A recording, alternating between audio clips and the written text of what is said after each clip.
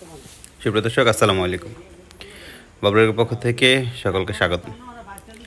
আজকে আমরা চলে এসেছি উত্তরা 10 নম্বর সেক্টরে আমাদের একজন কাকার খামারে। তো কাকার খামারের গাভীগুলো দেখলে আসলে আপনারা অবাক হবেন। ওনার এখানে 30-এর নিচে কোনো গাভী নেই। এগুলো সার আমার বাম পাশে যেগুলো দেখছেন এবং ওই যে সামনে এগুলা গাভী।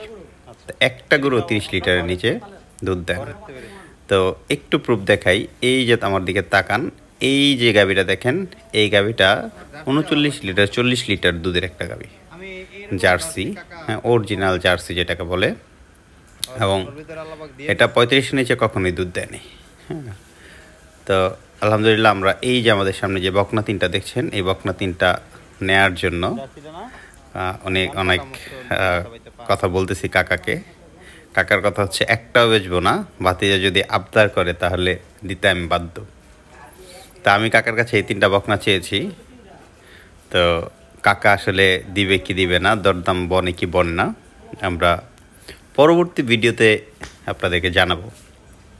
তো সে পর্যন্ত বাবুলের সাথে থাকুন, বাবুলেরতে চোখ রাখুন। আমরা কেমন বকনা ক্রয় করছি এবং এগুলো আপনাদের জন্যই। ভালো থাকবেন, সুস্থ থাকবেন। আসসালামু আলাইকুম, আল্লাহ হাফেজ।